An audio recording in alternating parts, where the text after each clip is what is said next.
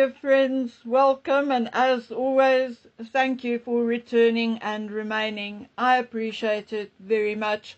Today I'm virtually going to touch on almost everyone in the royal family, because there comes a time when the line needs to be drawn and the situation weighed, and then to allow the scales to drop however they may. I saw Catherine and William at the BAFTAs, and neither looked like themselves. Catherine looked tired and William just looked stressed, and I wasn't surprised when William admitted to somebody that he is not calm enough to sit and watch television. But now I do not think there is a single human being who does not know that there are major issues in the royal family. And obviously not only between Charles and William, but brothers and sisters and husbands and wives as well. For Catherine it is particularly bad because she got along very well with Charles and Camilla until not too long ago. Basically overnight it all changed. One day they were all smiles, and the next day you could cut the atmosphere between Camilla and Catherine with a knife. To date, I do not know whether the animosity between them or then the awkwardness, because some people refuse to accept that Catherine or Camilla could be nasty to another woman. But anyway, I do not know whether the awkwardness then between them has anything to do with their husbands' disagreements, or whether it is something between them.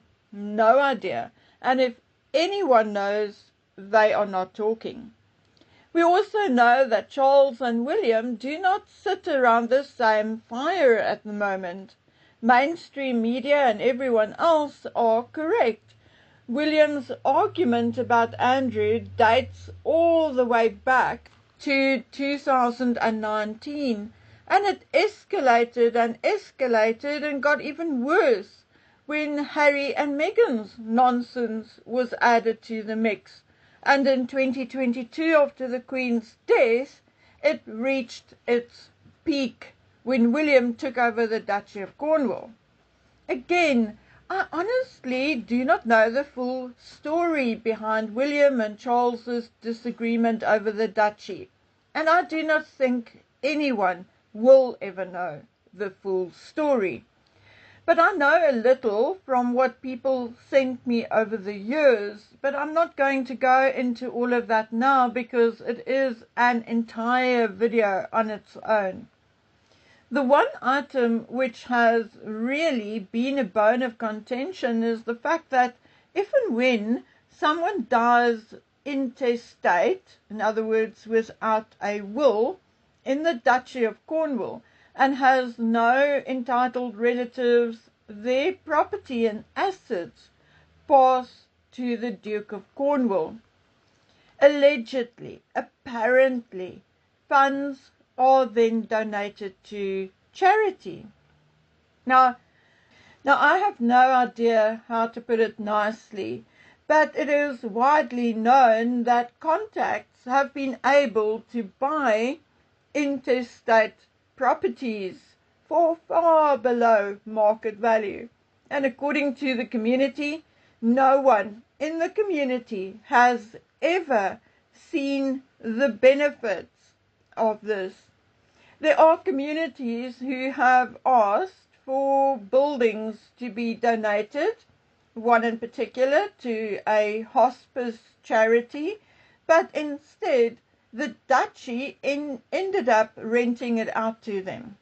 Now, I'm not sure whether that was one of the charities William cut the rent on. Maybe it could be, because I know for a fact that William took about 20 to 50,000 pound hit on his own income by cutting the rent on a number of charitable and community service entities. Now, of course, William doing that made Charles look bad. So the fight in October 2021, which I often refer to, was the beginning of where we are now. One of my contributors can, to this day, not get over what he saw. He could not hear much from behind the heavy, solid wooden door, but he says he will never forget William's face. He told me William was red and blotchy in his face, and although it was as clear as day that he was angry, it also looked as if he wanted to cry.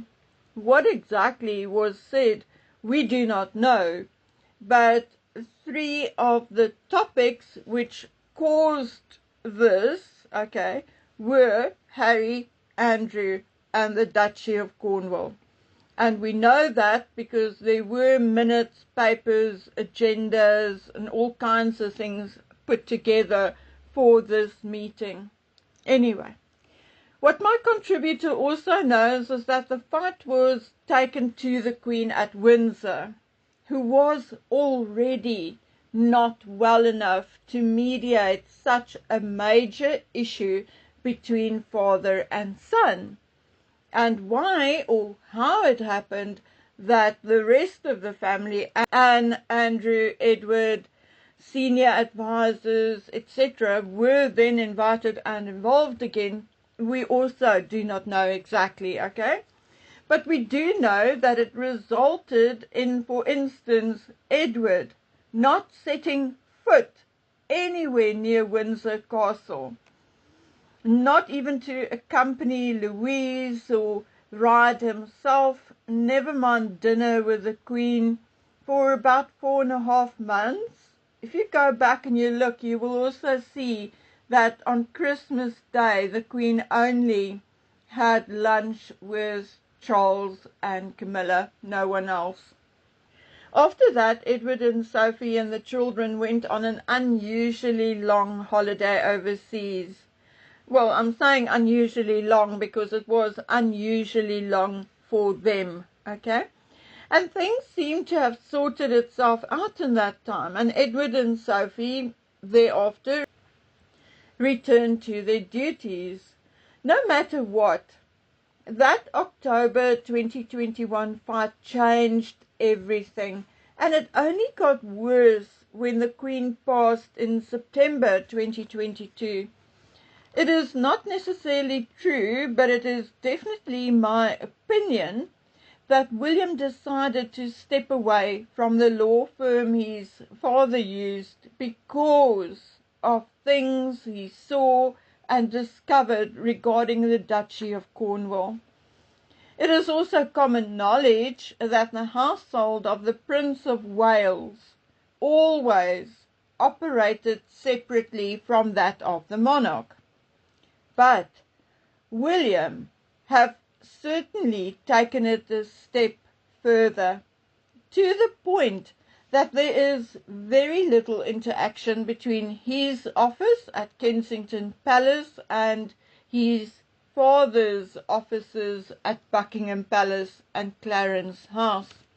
So yes, if Charles wasn't the king, in my opinion, he may have had his offices raided, just like Andrew, in my opinion. When it comes to Anne, it is well known that of the Queen's 4 children, Anne and Charles were the closest. Is it still the case? I sincerely doubt it. Yes, Anne is still doing her duties, but I've heard along the grapevine ages ago that the relationship between Anne and Charles has gradually soured since the Queen's death. It started small-ish with Charles selling 14 of the Queen's horses before her body was properly cold, and without giving Anne and Zara first option. From there it was all downhill to a point where Anne is also just going about her business without much interaction with Charles or Buckingham Palace. We did, for instance, also not see her at the opening, or whatever you want to call it, of Charles's documentary. Currently, there are also issues between Charles and his Privy Council and advisors, senior courtiers, or then the men in grey suits, which incidentally appears to be Harry's favourite colour for a suit, but never mind.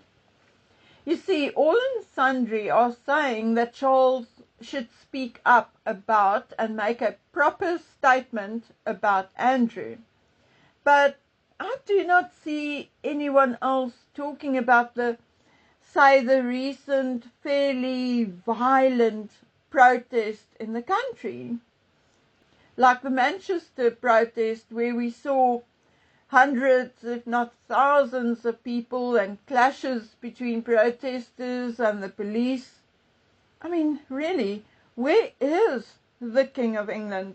This is not the first protest and not the first one which turned violent. I know many will say that it is political, but for the King to ask the people to remain calm and to ask the police to do their job, but to treat people with respect. I mean, I saw how a young cop shoved an elderly man or woman for no apparent reason. He literally walked up to this grey-haired person holding a flag and shoved him or her with a hand to his or her chest before another policeman directed him away. So where's Charles? He need not get politically involved, but he can tell the people to behave themselves, to respect each other. You know, the usual word salad, I guess. But Charles is deep, deep, deep into his bolt hole and only surfaces to attend a fashion show. So it appears England, Canada, New Zealand, Australia and others, that is what you have a king for, to attend his own documentary openings and fashion shows. Now, if that is the case, then is the king worth the annual 80 plus million which he receives in sovereign grant? Now, I did a bit of mathematics and simple figures, and yes, at a stretch, the royals do bring in as much to the country as they cost the country, and more.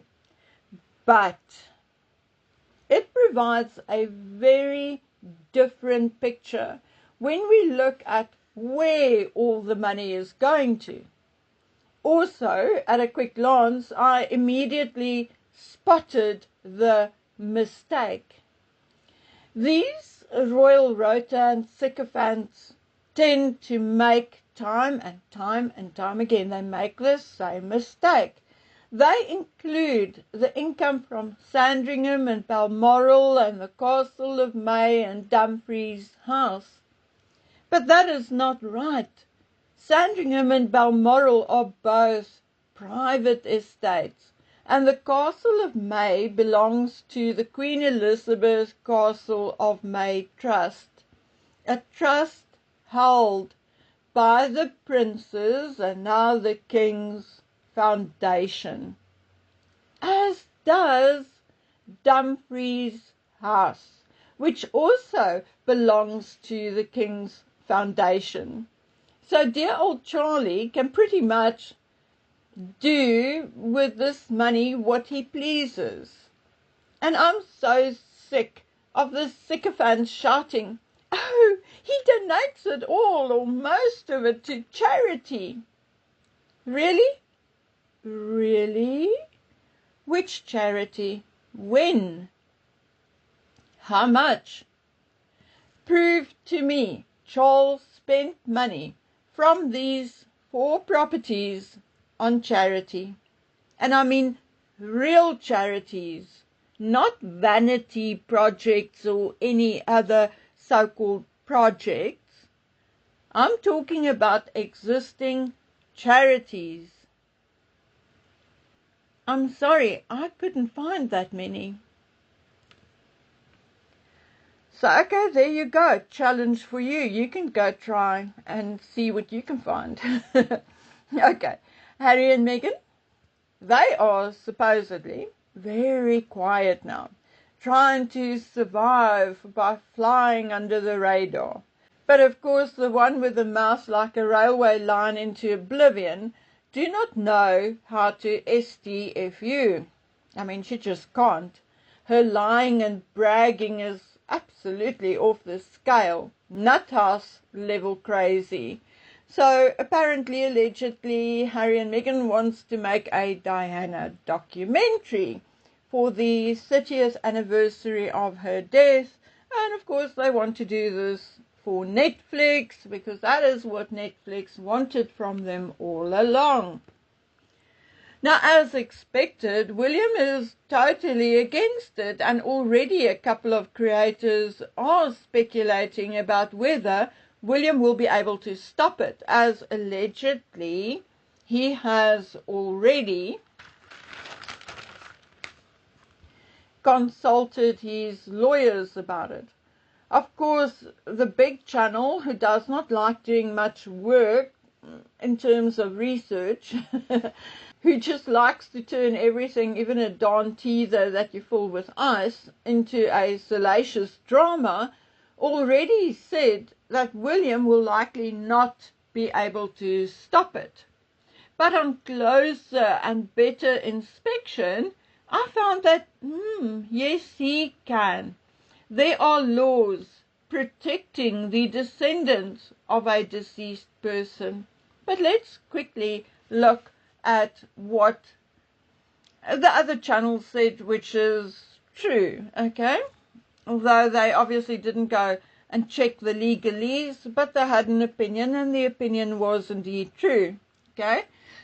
So legally, no one owns the right to their own life story. Once they die, their life becomes largely part of the public domain. Secondly, you cannot libel or slander a deceased person. Thirdly, privacy rights are typically considered personal to the individual, and it does not survive death. However, number one, if the documentary is going to defame any living relatives or has defamed any living relatives, let's use an example. Let's say Harry is going to talk about Diana having them circumcised, which then may embarrass the future King of England. You know, something like that, or worse. I mean, let's say Harry says he is convinced his father had his mother killed. We all know Harry and Meghan, and they are both rather dim. So it is very likely they may do something like that. Number two, infringes on the privacy of living family, i.e. revealing intimate medical records or intimate details about their private life, etc. Number three, violates medical confidentiality, including confidential medical records or details obtained illegally after death. Number four, if the documentary uses copyrighted materials owned by the estate.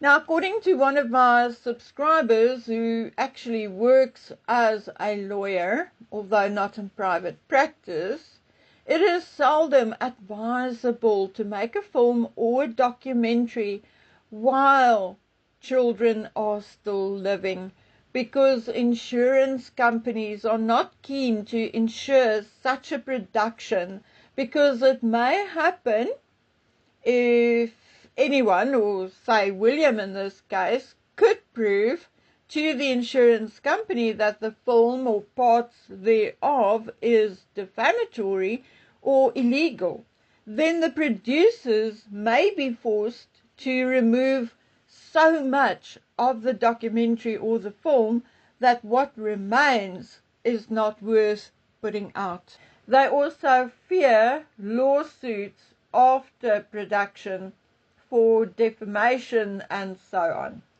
So in short, if William really wants to, he can cause Meghan and Harry huge damage if they go ahead with their Diana documentary.